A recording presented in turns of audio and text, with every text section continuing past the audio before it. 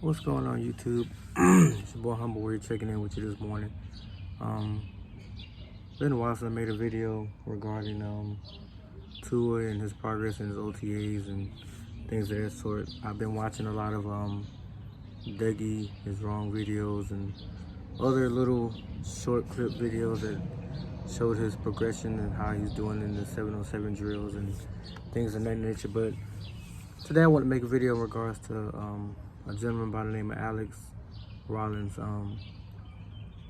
He put out a video basically detailing a major concern as to why he feels that Tua will probably struggle even more his sophomore campaign. He put up clips showing the Denver game,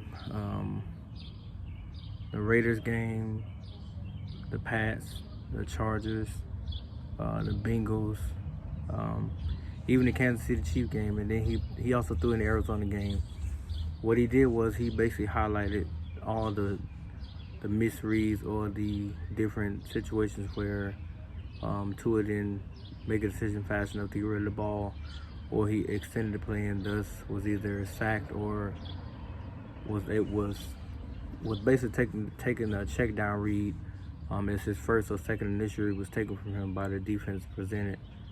In regards to that, I have two things about that. One, the video that he put up itself, it didn't show much promise at all. If anything, all it showed was the miscues that Tua had. The Denver game where he took, 6 sacks, where he struggled to, get to the open guy fast enough, although his line itself was breaking down, but, hey, they still put that on him.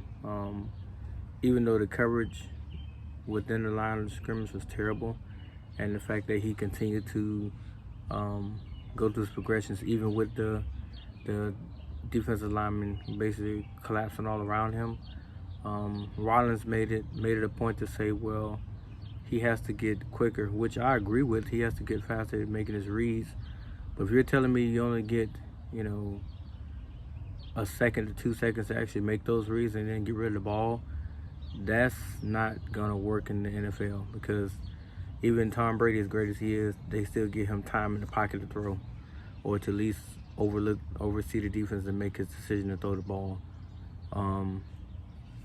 With that being said, a lot of Tua's struggles came from poor offensive line play, and sometimes the defense disguised coverages, which initially put Tua in a bad spot, especially when he pretty much knew he was going with the ball, but he had to manipulate the safeties and linebackers with his eyes to get the ball where he wanted to be put at. And in some cases, they made the right play, or he was able to beat them with his eyes and make the right throw and get either convert a first down or get a touchdown. So, for me, I'm all about being biased, and I support Tua fully. Like, I'm probably one of his biggest fans. But my thing is, don't just show all the bad highlights of what he wasn't able to do. All those games, including the Denver game, he made plays in those games. I watched him. He made throws that were incredible. He also made the right throws, but Mr. Rollins basically made it seem like the system that he was put in under Chad Gailey, he wasn't able to understand, which I agree with, he wasn't. It was a very confusing offense that was basically installed for veterans who, at the time, if you replace a veteran with a rookie, you can't expect that rookie to just pick up on it. I don't even think Justin Herbert would have been picking up an offense that Chad Gailey was running. And with the personnel around, come on, man, with the personnel around Tua at the time, and the lack of actual running game, to get the defense something else to look at, really, to get the defense something else, that was Bumblebee, by the way, to give the defense something else to look at or focus on, Tua was basically handicapped his rookie year. Now, my second point is, even with his OTAs and the mini camps that are coming, he's actually made it a point to say, well, he has highlighted what his mistakes were. He took ownership of everything. He did not throw not one person or position underneath the bus. He said it's all on me, which says what? He recognizes what he did wrong. He's going to correct those mistakes. Will he have issues his sophomore year? Absolutely. But what quarterback you know that goes, for four or 5,000 yards with 30 touchdowns and maybe 6, 7 interceptions, but don't have mistakes throughout the season? I just want to know one. Even Tom Brady, as great as he is, even he said it, I had issues with the offense that was installed. I had to learn it on the fly, which is the same thing Tua basically did his rookie year. But people say, oh, well, he was dubbed as the chosen one. Yeah, by the media, not by himself. He didn't come out and say one single word about what he could do. All he did was talk about the team. He's geared toward team success. He can care less if he put up 300 yards a game or 100 yards a game. As long as they're winning, he don't care. He doesn't care, but people make it all about him when he doesn't make it all about him. And that's the frustrating part. Is why even do that to somebody who, at the end of the day, is all about making that offense better and getting himself to where he's comfortable with calling cadences, making the right audible reads, basically dissecting the defense as they step up to the line of scrimmage and give him a certain look, pre-snap, and then post-snap give him a different look that he's able to recognize. So if he's all about getting himself better to make the offense more dangerous throughout the season, then why are you beating him up about last season? What was the point of that video? Other than to give his doubters a chance to say, you see, I'm telling you, this is the reason why we need to get rid of him. That makes no sense. So,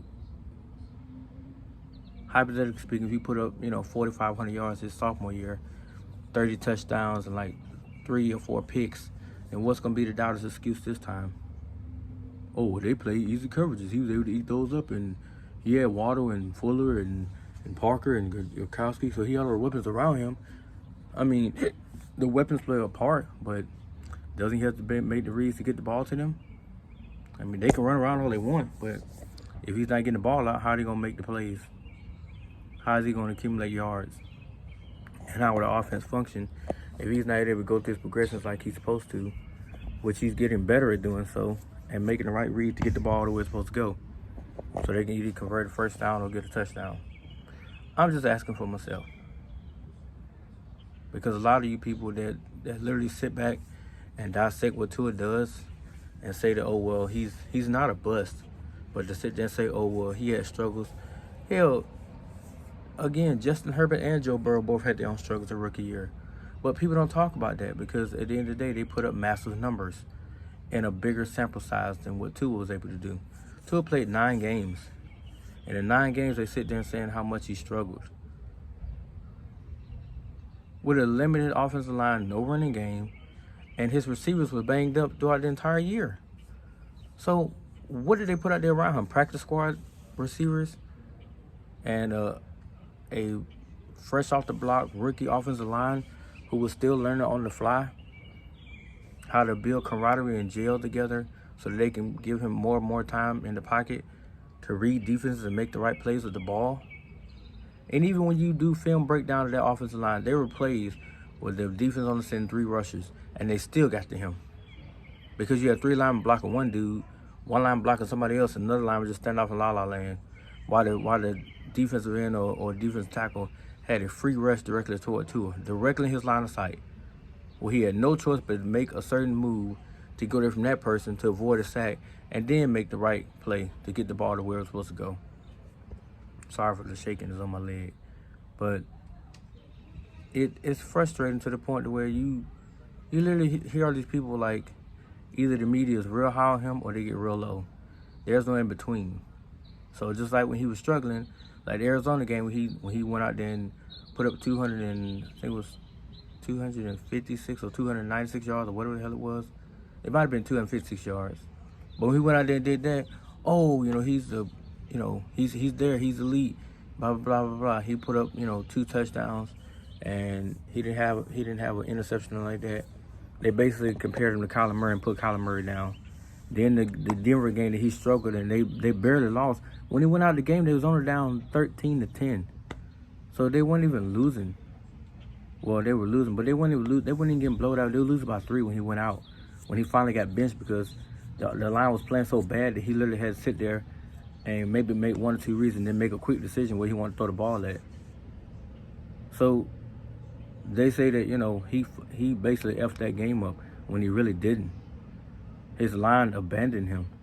The same thing can be said about the Oakland game. They literally sat there and toyed with that line to the point where Tua got so antsy in the pocket where he had to escape, he had to get out even when he didn't have a lot of pressure around him. What does it say about your line?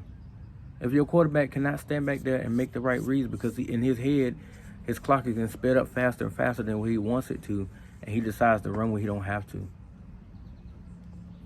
And because he had no running game to speak of, then what else is the defense going to do besides, you know, clamp down on the shorter routes and then double team the longer routes?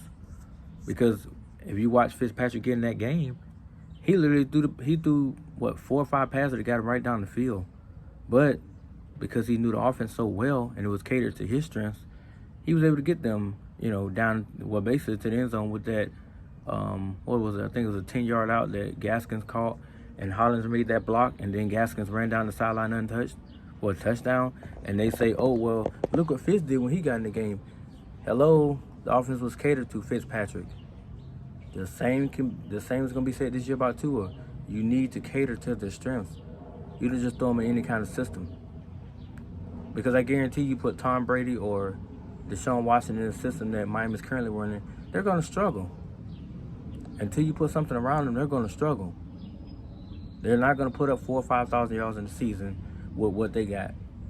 Well, what Miami had yet last year, they were not going to do it. I don't give a damn what you say.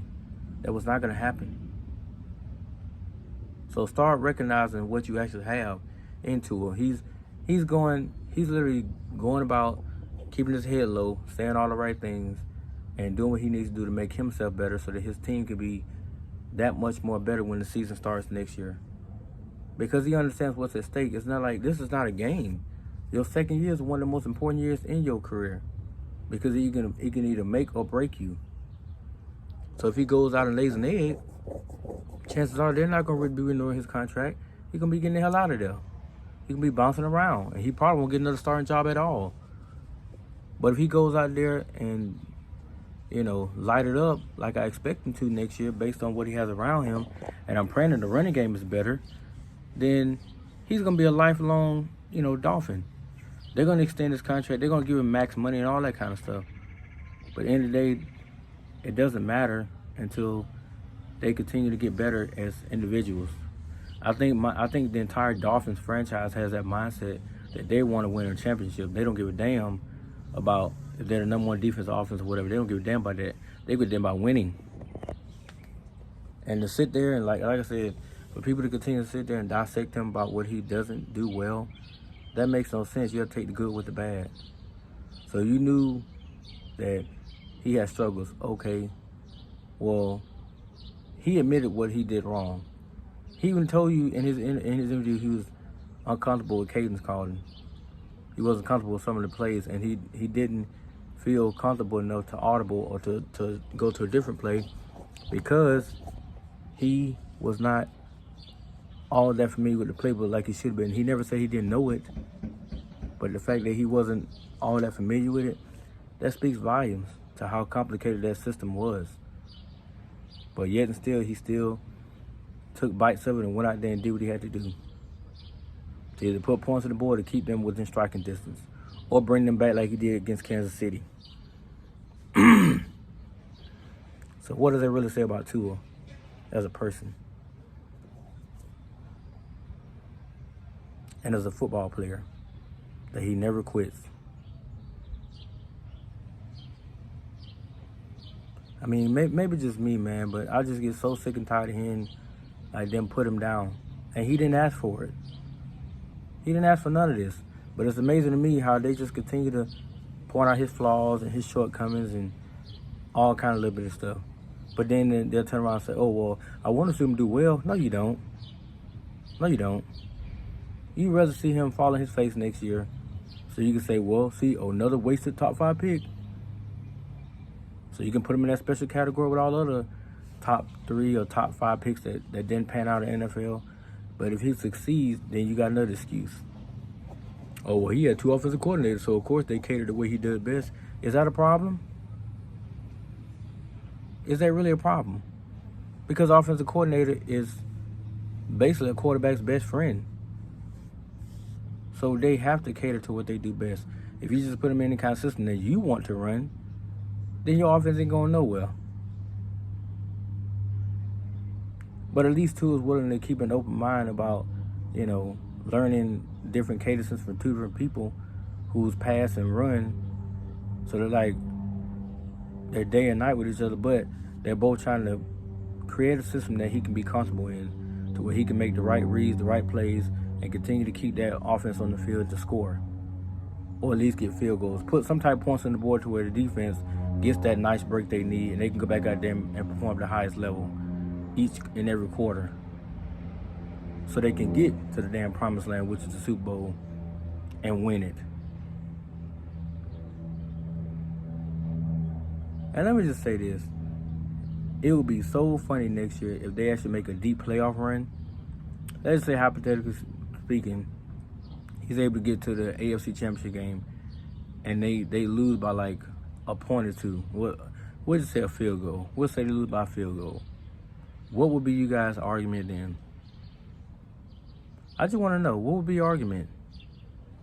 Because by that point, he should have amassed like 4,000 or 5,000 yards. Well, really 4,000 yards. So he amasses 4,000 yards, put up over 30-some touchdowns, only sticks about 5, 6 interceptions, and they make the AFC Championship game, and they lose by just 3. What's your argument then? What's your argument? Or better yet, what would you say that they need to improve on so they can get past the AFC Championship round? Because to me, if his record in the playoffs is already 2-1, that he makes a deep run like that, that's pretty damn impressive for your second year in the league. That means that you took the highest level of competition, which is the postseason, and you treated it like it was a win or go home situation. Because if you got to the AFC Championship game, clearly you know what the hell is at stake. But I'll take it a step further. Let's say he beats the Chiefs in the AFC Championship game, going to the Super Bowl, and let's just say he comes up short. Will you guys classify him, as an elite quarterback, or will it be a stigma put beside that until he wins until he actually wins the championship? Because in my book, if he manages to make them a Super Bowl contender or gets a Super Bowl, he's elite. He is now in the company of the top 15 to top 10 quarterbacks in the league currently. He will amass that list. Because right now they got him, I think he's ranked at number 26 out of 32, starting quarterbacks in the league. So if he has a great season next year, then he can get to that top 15, top 10 list. Especially if he makes the Super Bowl. But,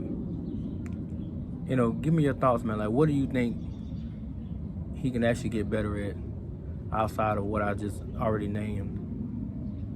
How do you feel about some of the games that he played in and the comments he made during his press conference? I mean, what do you guys think about that? Don't forget to like, subscribe. I will be doing another video next week. I would like to keep them weekly, but sometimes I don't do it like this one right here. But like I said, just give me your thoughts and your comments on Tua's progression. How you think he's coming along? All right, guys, that's my time. Peace.